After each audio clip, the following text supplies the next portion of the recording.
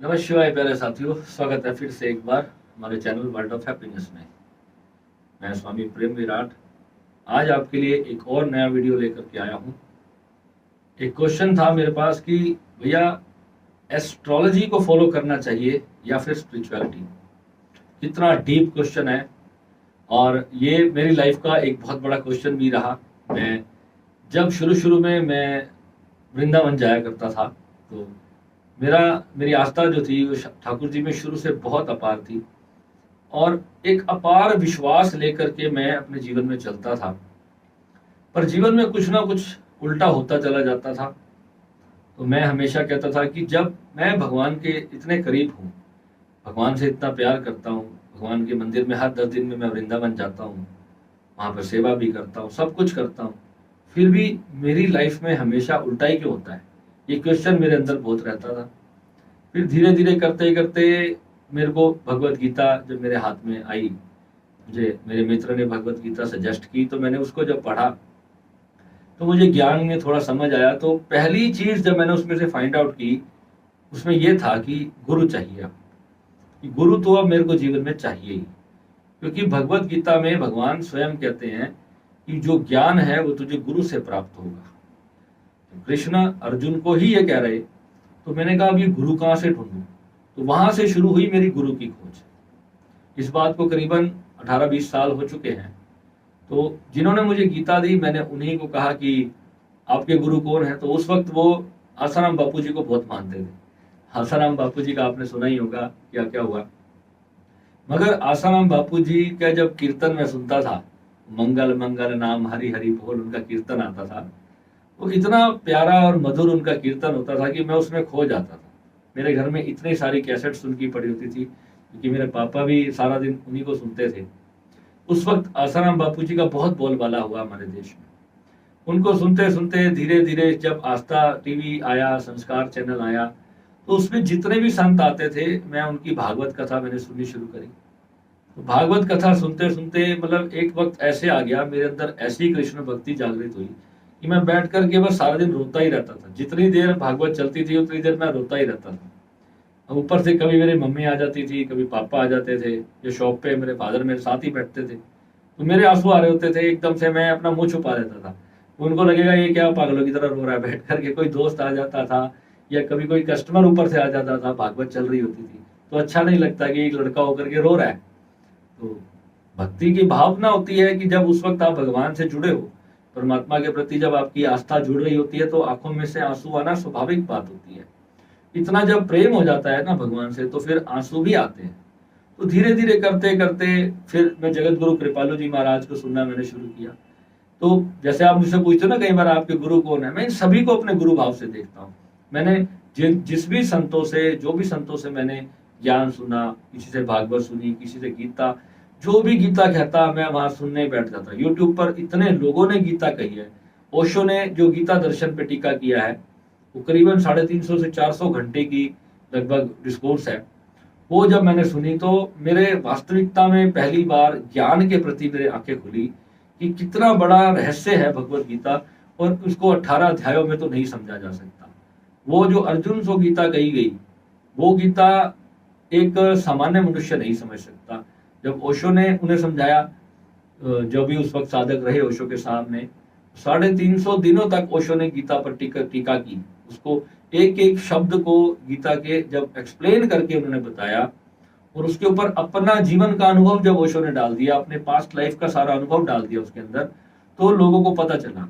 फिर धीरे धीरे धीरे जब ध्यान में जुड़ने लगा, ध्यान करते करते सारी चीजें फिर अपने आप क्लियर होने लगी कि कैसे हमारे लिए जो है स्पिरिचुअलिटी कितनी ज्यादा जरूरी है।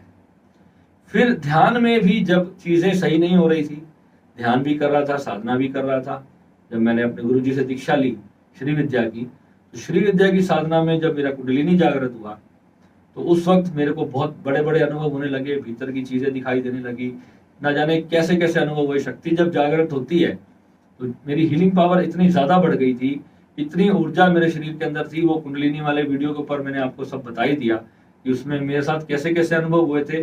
और अभी जितने मेरे साधक मेरे साथ जुड़े हुए हैं, सेम के सेम अनुभव उनके साथ हो रहे हैं, क्योंकि वो एक प्रोसेस है। वो सीढ़ियां है, आपको वहीं से चल करके जाना है। पर अब उनको क्या फायदा हो रहा है कि जिस चीज से मैंने गड़बड़ को अपनी ठीक किया था, तो वो चीजें मैं शुरू से ही उनको करवा देता हूं, ताकि उनको बहुत ज्यादा आगे चल करके दिक्कत ना आए। मेरे जितने भी साधक हैं वो अक्सर मुझे कहते हैं, गुरुजी रीढ़ की हड्डी में एक आग सी लग रही है, एक अग्नि सी जल रही है नीचे से, वो ऊपर की तरफ उठ रही है। तो वही वास्तव में कुंडलिनी शक्ति है। जब तक आपको अपनी रीढ़ की हड्डी में, अपने मूलाधार चक्र में गर्म सेक महसूस ना हो, कि वो ऊर्जा जो है ऊपर जब ना जाए, तो जब तक आप ये बिलीव मत करना कि आपकी कुंडलिनी सुषुम्ना नाड़ी में चली गई है, क्योंकि वो कहीं भी और जा सकती है पर सुषुम्ना में नहीं गई है। सुषुम्ना नाड़ी होती है वो हमारे जो सेंटर की नाड़ी होती है, जब उससे हमारी कुंडलिनी ऊपर चलती है तभी हमारे को ये चीजें पता चलती है। खैर आज ये टॉपिक नहीं है, आज हमारा टॉपिक है एस्ट्रोलॉजी या स्पिरिचुअलिटी। तो स्पिरिचुअलिटी तो मस्ट है जीवन के अंदर, मगर किसके लिए? एक व्यक्ति है जो महात्मा बुद्ध की तरह अपना पूरा राज्य, जिसको इतना करोड़ों रुपए का ऐश्वर्य जिनके जीवन में था, वो सब उन्होंने भोग लिया अपनी बहुत कम आयु के अंदर, उससे वो तृप्त है और तब वो छोड़ छाड़ के सब कुछ चला गया। तो उसके लिए तो स्पिरिचुअलिटी बहुत जरूरी है। अब एक व्यक्ति ऐसा है जिसने अपने जिंदगी में अभी कुछ देखा नहीं, संसार के सुखों को जिसने भोग नहीं किया, उनके लिए फिर एस्ट्रोलॉजी है। तो दोनों चीजों को आप जब साथ में लेकर चलोगे तो उसको कहते हैं 200% लाइफ। बाबा जी कहते थे कि 100% संसार होना चाहिए और 100% जो है स्पिरिचुअलिटी होनी चाहिए, तब जो है मजा है जिंदगी का। ये नहीं है कि आप बैठे तो जंगलों में और मन आपका संसार में अटका हुआ है, यानी कि कोई चीज आपको प्राप्ति नहीं हुई अपने जीवन के अंदर। जितना हो सके अंदर से शांति भी होनी चाहिए और भोग भी होने चाहिए। और गीता का भी सार यही है। गीता में भी भगवान अर्जुन को क्या कहते हैं कि जो भोगों को शरीर द्वारा दमन करके मन में चिंतन करता है वो कहीं नहीं पहुंचता, क्योंकि भोगों को मन से तो, शरीर से तो रोक लिया, अपनी बलपूर्वक यत्न करके अपने उन भोगों को, अपनी उस वासनाओं को, उन चीजों को रोक के दमन करके बैठा है, मगर भीतर से मन उसका उसी चीजों के प्रति चिंतन कर रहा है, तो अभी वो फिर मुक्त नहीं हुआ। तो मुक्ति तो तब आती है जब पेट भर लिया होता है इंसान ने, तो फिर उसको और रोटी खाने की इच्छा नहीं होती है। मगर ओवर पेट भरना भी शरीर को खराब करता है, आपकी हेल्थ को खराब करता है। तो यानी सामंजस्य होना चाहिए, एक संयम होना चाहिए कि कब आप संसार में हो, कब आप अपने भीतर अपनी आत्मा में केंद्रित हो। तो यही बैलेंस एक योगी को योगी बनाता है। ये जो बैलेंस अगर आपने अपने जीवन को कर लिया, क्योंकि देखो काम में आपके अंदर क्रोध भी है, लोभ भी है, मोह भी है, अहंकार भी है। ये 5 ही चीजें हैं जिससे आप बने हो। आप इसी के पुतले हो और कुछ नहीं है आपके, इनके सिवाय और कुछ है ही नहीं जीवन। तो ये 5 चीजें अपने आप को भर लेना चाहती हैं। या तो इनको भर लो या इनको त्याग दो, 2 ही तो मार्ग है। या इनको पूरी तरह से जीत लो या पूरी तरह से त्याग दो। और कई बार क्या होता है कि कुछ चीजें आपके वश में होती हैं और कुछ चीजें आपके वश में नहीं होती, तो वहां पर त्याग होना चाहिए। तो त्याग की पावर कहां से आएगी? स्पिरिचुअलिटी से। और जो चीज आप पा सकते हो, जिस चीजों को अचीव किया जा सकता है मेहनत करके, और मेहनत के साथ जब आप ग्रहों को समझते हो, उनकी ऊर्जाओं को समझते हो। देखो एक उपाय है कोई भी, आप ऑरा के बारे में आप सभी जानते हो कि ऑरा में हमारे जो 7 कलर्स होते हैं, जो उपाय होते हैं, जब आपको कोई कहता है कि आप जाओ, आप काली उड़द की दाल जो है ना 43 दिन जाकर के आप बहते हुए जल में प्रवाहित करो, इसके पीछे की साइंस क्या है, इसको समझने की जरूरत है। सभी एस्ट्रोलॉजर कहते हैं जिनका राहु और शनि खराब हो उनको नीले और काले वस्त्र नहीं पहनने चाहिए, और मैं सबको मना करता हूँ। और ये देखो ज्यादातर आपने मेरे को नीले और कालों में देखा होगा, मैं नीले पैंट हमेशा ज्यादातर काली पहनता हूँ, और टी शर्ट्स मुझे नीली बहुत ज्यादा पसंद है, नीली या फिर येलो। राहु या बृहस्पति 2 ही मेरी शक्तियां हैं। शुक्र को मैं अपने बीच में इन्वॉल्व ही नहीं करता, शुक्र से मुझे भय लगता है, क्योंकि वो मेरा पहले ही इतना ज्यादा पॉजिटिव है, जबकि अष्टम में बैठा है और लोग कहते हैं कि खराब है। एस्ट्रोलॉजी के हिसाब से अगर मैं बात करूं तो शुक्र मेरा अच्छा नहीं है, मगर मैं जानता हूं कि शुक्र मेरा कितना अच्छा है, क्योंकि मेरे को श्री विद्या की शक्ति जो है वो सारी की सारी शुक्र को मिल गई। साधना की शक्ति जो है वो शुक्र को बढ़ा दिया उसने, तो शुक्र खराब हुआ ही नहीं, मेरे को कभी उसका कोई खराब रिजल्ट आया ही नहीं। मैंने अभी तक सिर्फ एक एस्ट्रोलॉजर को ऐसे को मैंने सुना था जिसने 8वें शुक्र की एग्जैक्ट भविष्यवाणी करी थी कि 8th हाउस का शुक्र मनुष्य को सुप्रीम स्पिरिचुअलिटी तक लेकर जाने वाला होता है। गूढ़ से गूढ़ विद्याओं का ज्ञान अष्टम भाव के शुक्र को होता है। अगर आप में से किसी की भी कुंडली में अष्टम भाव का शुक्र है तो एक ना एक दिन वो महायोगी बनना ही बनना है उसको। चाहे बाकी ग्रहों की उसको सपोर्ट मिले चाहे ना मिले, शुक्र अकेला ही वहां पर सक्षम है, बाकी ग्रहों की सपोर्ट वो ले ही लेगा। आज नहीं कल वो समय आ जाएगा, क्योंकि उसका उस ऊर्जा का प्रयास ही पूरा है कि वो अपने भीतर जो है उस परम शक्ति का रहस्य खोल ले। वो गुप्त जो चीज छुपी हुई है उसी चीज को वो उजागर करना चाहता है। कोई भी शक्ति है, कोई भी विद्या है, कोई सिद्धि है, उसके बारे में वो जान लेना चाहता है कि वो सिद्धि क्या है। उसके अंदर जो क्यूरोसिटी है किसी चीज के प्रति, जिसको क्या बोलते हैं, मतलब उसका रहस्य को रिवील करने की जो जो अंदर जो एक क्रेविंग है उस व्यक्ति के अंदर, वो एक सामान्य मनुष्य से बहुत ज्यादा है। और ऐसे ही लोग होते हैं जो साइंटिस्ट भी बन जाते हैं, ऐसे ही लोग होते हैं जो कोई नई चीज की खोज करते हैं, और ऐसे ही लोग होते हैं जो चाहते हैं कि दुनिया भी उस चीज को प्राप्त करे। और जब गुरु और शुक्र दोनों कुंडली में पॉजिटिव हो जाए, चंद्रमा पॉजिटिव हो जाए साथ में आपका, और शनि पॉजिटिव हो जाए, उच्च का शनि हो जाए, भाग्य भाव में उच्च का सूर्य बैठ जाए, मंगल अच्छा हो जाए, तो ये सारे कॉम्बिनेशन जब होते हैं तब जाकर के एक एस्ट्रोलॉजी में आपको सफलता मिलती है। मगर कहते हैं कोई भी ग्रह हो, जिधर मर्जी बैठा हो, वहीं पर उसके कुछ अच्छे फल हैं, कुछ खराब फल हैं। क्योंकि इतने सी कुंडली में 12 ही तो घर हैं, किसी ना किसी की दृष्टि तो एक दूसरे पर पड़ ही जाती है, कुछ ना कुछ तो आपसे वो ले ही लेता है। इसलिए गुरु नानक देव जी ने कहा, नानक दुखिया सब संसार, कि पूरी तरह से खुश तो कोई भी नहीं है। किसी के पास पैसा बहुत ज्यादा है, उसके पास बेचारे के पास हेल्थ नहीं है, वो BMW में घूम रहा है, पर उसको डॉक्टर ने मीठा खाने के लिए मना कर रखा है, उसका शुगर खराब हो रखा है। ठीक है, तो ये चीजें हमें समझनी है कि कुछ भी ऐसा नहीं है जो पूरी तरह से इंसान के पास हो। पूरी तरह से अगर कुछ इंसान को चाहिए तो उसके लिए केवल और केवल स्पिरिचुअलिटी है। इसलिए ये कहना उचित नहीं होगा कि स्पिरिचुअलिटी को फॉलो करे या एस्ट्रोलॉजी को, ये दोनों ही चीजें। वास्तु भी इसी के अंदर आता है। आपके घर का जो वास्तु है, जितने भी लोगों को मैं आज एक छोटी सी आपको एक वास्तु टिप दे के जाता हूँ। आपने देखा होगा हमारे भारत के अंदर जो लोग होते हैं, अपने बेड्स के अंदर जो बॉक्स होते हैं ना, बेड के गद्दे के नीचे जो बॉक्स होता है, उनके अंदर अधिकतर लोगों के कुछ ना कुछ इलेक्ट्रॉनिक सामान जरूर होता है। कहीं से किसी ने शादी में मिक्सर ग्राइंडर दे दिया, वो यूज किया नहीं, उठा करके डाल दिया बेड के अंदर। कहीं से किसी ने हेयर ड्रायर दे दिया, चलो जी किसी को गिफ्ट कर देंगे, उठाया और डाल दिया बेड के अंदर। पति पत्नी का जो बेड है वो शुक्र है, और ये जो है तांबा, जो उसके अंदर कॉपर की जो वायर्स होती है, उसका भी एनर्जी है, उसकी भी हो रहा है। ठीक है, तो वो जब इलेक्ट्रॉनिक चीजें आप वहां रखते हो, या कॉपर की कोई भी चीज, या लोहे का कोई भी टूटा फूटा बर्तन, या कोई सामान ऐसा जो वायरिंग हो, इस तरह की कोई भी चीज जब आप अपने बेड में रखते हो या अपने शयन कक्ष में, अपने बेडरूम में रखोगे, तो हस्बैंड वाइफ के झगड़े आम बात हो जाएंगे, नॉर्मल हो जाएगा। ये इतनी प्रैक्टिकल चीज है। मैंने आंख बंद करके मैं लोगों को कहता हूँ, कोई भी मेरे को क्वेश्चन करता, भैया मेरे हस्बैंड के साथ ये प्रॉब्लम आ गई, मेरी वाइफ के साथ ये प्रॉब्लम आ गई, मैं उसको सीधा बोलता हूँ, भाई पहले बेड में से अपने इलेक्ट्रॉनिक सामान को बाहर निकालो। ये हमारे गुरुजी ने बताया था कि ये एक ऐसी टिप है जो आप आंख बंद करके बोल दो, ये पक्का उनकी लड़ाई हो रही है तो उनके घर में, उनके बेडरूम के अंदर कोई ना कोई खराब इलेक्ट्रॉनिक सामान जरूर होगा। खराब इलेक्ट्रॉनिक जो है हमेशा राहु की एनर्जी को लेकर के आता है। और अगर आप किसी ऐसे एरिया में रहते हो जहाँ पे पोल्यूशन बहुत ज्यादा है, पोल्यूशन भी राहु है, धुआं जो है ये राहु ही है, तो जहाँ पोल्यूशन बहुत ज्यादा होता है तो अपने घर में एग्जॉस्ट लगा के रखें। एग्जॉस्ट बहुत जरूरी है, आपका फ्रेश हवा आपके अंदर आनी चाहिए, और जो वेस्ट अंदर की जो कार्बन है वो सारी आपकी घर से बाहर जानी चाहिए। आसपास ग्रीनरी हो, ऐसी जगह पे अपना घर रखो, कम से कम एक पेड़ ऐसा आसपास जरूर हो जहां से ठंडी हवा आपके घर के अंदर आती हो। बंद घरों में नहीं रहना चाहिए। अगर आप बंद घर में हो तो कम से कम रोज आप 2-3 घंटे सुबह बाहर जरूर चले जाएं, फ्रेश ऑक्सीजन आप लेकर के आए, हरियाली में रहें, थोड़ा सा ग्रीन एनर्जी आपके ऑरा में जरूर होनी चाहिए। मगर उसके लिए आप देखें आपकी कुंडली में बुध की क्या पोजीशन है।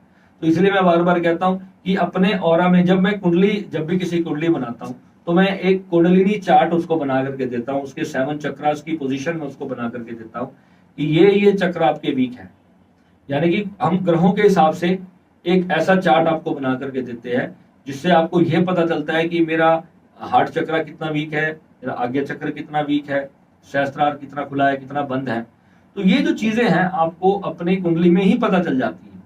तो फिर आप उस चक्रा पे जब आप ज्यादा वर्क करोगे ना, तो उस चक्रा से रिलेटेड प्रॉब्लम आपकी फटाफट से हल हो जाएगी। तो वही चीज आपको अच्छी हेल्थ भी देगी और एक खुशहाल जीवन आपके परिवार के अंदर वो चीज ला करके देगी।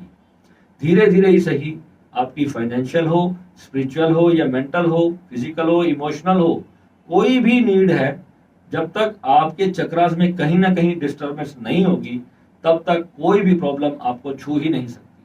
कोई प्रॉब्लम आ गई, कुछ प्रारब्ध भारी हो गया, कोई ग्रह की महादशा चल रही है, उसके कारण है, तो फिर उसके लिए उपाय करते रहो। क्योंकि कई बार क्या चीज होती है, सिर्फ अंडरस्टैंडिंग से वो ऑरा हम ठीक नहीं कर पाते। कई बार ग्रहों की ऊर्जा इतनी ज्यादा नेगेटिव होती है कि आपको फिर जो है उसके लिए उपाय करने पड़ते हैं, उसके लिए फिर पूजन होते हैं, जो भी उसके हवन इत्यादि बहुत सारी चीजें, बहुत सारी प्रक्रियाएं हैं। कुछ सामग्री का दान, कहाँ कहाँ पर दान, किस किस को दान, किस किस समय में दान, ये सारी चीजें समझना है। किसी का चंद्रमा खराब है, उसको बोलते जाओ दूध का दान करना शुरू कर दे, वो पागल खाने जाने से उसको कोई रोक नहीं पाएगा। तो ये गलतियां हैं जो हम अनजाने में करते हैं। मेरे को पता ही नहीं था कि मेरे राहु चंद्रमा की युति है। मैं इतने साल मंदिर में रोज जब भी कोई ऐसा फंक्शन होता था तो मैं दूध की बोतलों का प्रसाद बंटवाता था। जहां भी कोई मंदिर में जाता था तो वहां पे मैं दूध का दान बहुत करता था। हमारे घर में 4-4, 5-5 गायें होती थी किसी समय में, तो हमारे घर में 20-20, 30-30 किलो रोज का दूध आता था। मैं दूध लेकर के रोज गुरुद्वारे में दे के आता था। अपने चंद्रमा को मैं खुद ही खराब करके आता था, पता ही नहीं था। इतने साल तक मैं ये करता रहा, मुझे नहीं पता था। और उस टाइम पे मैंने क्या पाया, मेरी पढ़ाई लिखाई में जीरो हो गया था। मैं पढ़ाई में बिल्कुल मन नहीं करता था कि मैं 1 मिनट किताब उठाता तो सर में दर्द होने लगता था, क्योंकि माइंड की एनर्जी इतनी सक हो जाती है जब आप दूध का दान देने जाते हो। चंद्रमा की पोजीशन को देखना है, उसको पूरी तरह समझना है कि कब आपको दूध का दान करना है और कब आपको नहीं करना। ये मुझे बहुत सालों बाद पता चला कि मेरा बचपन, जब मैंने अपने बचपन पे स्टडी की, कि मैंने जो अपनी +2 तक की जो मेरी एज थी, मैंने जब देखा कि मैं क्यों नहीं बहुत ज्यादा पढ़ लिख पाया, जबकि मेरे पास एजुकेशन भी अच्छी थी। मैंने इंग्लिश +2 के बाद आके सीखी। इंग्लिश लैंग्वेज बोलना मैंने +2 के बाद शुरू किया। और अभी भी मैं बहुत हेजिटेट करता हूँ, मगर इतना कॉन्फिडेंस है कि आज मैं दुनिया के किसी भी कंट्री में चला जाऊं तो मैं, या मुझे आईलेट्स का टेस्ट देना हो तो मैं 7-8 बैंड ले ही आऊंगा। और जबकि मैंने +2 तक कोई इंग्लिश नहीं बोली थी, बिल्कुल नहीं बोली थी। आज मुझे जैसे लोग मिलते हैं मैं वैसे ही कन्वर्सेशन कर पाता हूँ। ये क्या है, सब चीज प्रैक्टिस से धीरे धीरे बाद में मैंने सीखा। तो अगर राहु पंचम ने बैठकर मेरे से स्टडी मेरे को कम करवाई, मगर उसी ने बैठ करके एजुकेशन भी दी। राहु वहां पर बैठ करके डिग्री नहीं देता, मगर एक डिग्री वाले को भी पछाड़ देता है। ये राहु की खासियत है। वहां पर ये लाल किताब में लिखा है कि 5वें घर में अगर राहु बैठा है तो वो आपको डिग्री तो नहीं लेने देगा, मगर एक डिग्री वाला भी आपसे ज्ञान के मामले में जीत नहीं पाएगा। तो ये देखो, ये मैंने तो नहीं लिखी, इतने सालों पहले, हजारों साल पहले किसी ने लाल किताब लिखी, मैंने तो नहीं लिखी। तो जब मैं उन चीजों को देखता हूँ, कि जब मैं कहता हूँ कि मेरे को सिर्फ मेरे पास एक डिग्री की तो कमी है, अगर डिग्री मेरे पास ना होती तो मैं सब कुछ कर लेता। ऐसे जितने भी लोग मेरे पास आते हैं, जब उनकी प्रेडिक्शंस करता हूँ, तो मैं जब उनकी पोजीशंस को सारी देखता हूँ और उनको एक फाइनल आंसर देता हूँ, तो कहता है गुरुजी बिल्कुल यही तो हो रहा है हमारी लाइफ में। तो ये चीजें क्या है, एस्ट्रोलॉजी, इसको आपको समझना होगा कि स्पिरिचुअलिटी और एस्ट्रोलॉजी का जो मेल से जो मक्खन तैयार होगा, वो आपका असली जीवन होगा। कभी भी एक पहलू को मत देखो, सिक्के के दोनों पहलुओं को समझो। तो ज्ञान और ब्रह्म ज्ञान दोनों साथ में होने चाहिए, तभी। आज जेब में अगर पैसे नहीं है तो भाई कोई राम राम भी नहीं करेगा आपको। इस चीज को समझना होगा। आज एक व्यक्ति ने मुझे सुबह क्वेश्चन किया, गुरुजी मैं कोई ऐसा गुरु चाहता हूँ जो पैसे ना लेता हो। तो मैंने कहा भाई तुम मेरे गुरुजी के पास तो जा नहीं सकते, वो तो कम से कम 15 लाख रुपए ले लेंगे तुमसे, तब जाके तुम्हारे को पूरे ज्ञान मिलेगा। तो कह रहा आप सिखा दो। मैंने कहा भाई हमारे पास आ जाओ, हमारी फीस तो बहुत कम है। तो कहता मुझे तो ऐसा चाहिए जो बिल्कुल फ्री सिखाता हो। तो मैं कहा फ्री सिखाने के लिए तो फिर आप जंगलों में भटको, महात्मा बुद्ध की तरह खुद खोज करो, वहां पे कोई जंगल में साधु सन्यासी मिलेगा। क्योंकि हर इंडियंस के अंदर मैंने चीज देखी है कि हर चीज फ्री में पाना चाहते हैं, पे नहीं करना चाहते, किसी के समय की वैल्यू नहीं करते। ये चीजें, जब आप, ये इन्वेस्टमेंट है आपकी, जो आप खर्च करते हो किसी भी ज्ञान को पाने के लिए, ये आपकी इन्वेस्टमेंट है। जब मैं ऑनलाइन डिजिटल बुक्स सुनता था तो मैं हर हफ्ते कम से कम 1000, 2000, 3000 रुपए मैं ऐसी बुक्स को बाय करता था जो सुन के मेरी नॉलेज जिसमें गेन होती थी। वो नॉलेज मेरे इतने काम आई मेरे जीवन के अंदर कि मैं आपको बता नहीं सकता। उन चीजों पर इन्वेस्ट करना, ये हमारी फ्यूचर में कितने % हमें रिटर्न देगी, ये आप किसी दुनिया के बड़े बड़े बिजनेसमैन भी वहां पर फेल हो जाते हैं। एक रिच डैड पुअर डैड एक बुक आई थी, आप वो बुक ले लो, आप उस बुक को पढ़ो, आपको पता चलेगा कि एक गरीब इंसान कैसे अपनी मेहनत से कितना ऊपर भी जा सकता है, और एक कितना भी अमीर बाप की औलाद हो, अगर उसको ज्ञान ना हो तो वो सब कुछ कैसे पलों में खत्म कर सकता है। तो ये जो चीजें हैं, ये नॉलेज आपको समाज के श्रेष्ठ वर्ग से ही मिलेगी। नॉलेज, जो ये नॉलेज क्या है, ये बुद्ध जो हमारी कुंडली में जो बुद्ध की पोजीशन है, ये बुद्ध जितना स्ट्रॉन्ग करोगे आप, बुद्ध बढ़ाते जाओ, कुंडली में कहीं बैठा हो, आप नॉलेज गेन करते जाओ, आपका बुद्ध गेन हो जाएगा। बुद्ध के लिए कोई आपको मूंग की दाल जल में प्रवाहित करने की जरूरत नहीं पड़ेगी। नॉलेज को गेन करना ही बुद्ध का उपाय है। प्लैनेट्स को समझते नहीं है हम। मतलब गुरुजी मेरे को आप ये बता दो कि मैं फटाफट से अभी जाके मंदिर में ऐसी कौन सी चीज चढ़ा के आ जाऊं कि सारी दुनिया मेरे को मिल जाए, ऐसा नहीं होगा मेरे भाई। आपको 2 4 5 साल 10 साल अपनी लाइफ को, अगर आप 17 18 15 साल की उम्र में हो तो ये टाइम है आपका ज्ञान अर्जित करने का, नॉलेज अर्जित करने का। आज जितने भी बड़े बड़े मोटिवेशनल स्पीकर्स हैं वो एक ही बात कह रहे हैं कि अगर आप अपनी कंट्री को आगे लेके जाना चाहते हो तो आपके अंदर सुपर्ब नॉलेज होनी चाहिए। हर एक विषय को पढ़ो, जितना ज्यादा पढ़ते रहो सीख जाओगे, एक दिन खाली नहीं रहोगे, भर जाओगे। और वहीं से आपको स्पिरिचुअल ज्ञान भी मिलेगा, क्योंकि जब सारा कुछ मिल जाएगा और तब भी खाली लगेगा तो मन करेगा अब मैं क्या करूं। जो हैप्पीनेस है वो नहीं आई। सब कुछ होने के बाद जब हैप्पीनेस नहीं आएगी तो पहले तो स्पिरिचुअलिटी को पकड़ लो, स्पिरिचुअलिटी के साथ साथ अपना एस्ट्रोलॉजी को पकड़ लो, और साथ साथ अपनी नॉलेज गेन करते रहो, बस मिल जाएगी जिंदगी। ठीक है, तो मिलेंगे अगले वीडियो में। नमस्कार।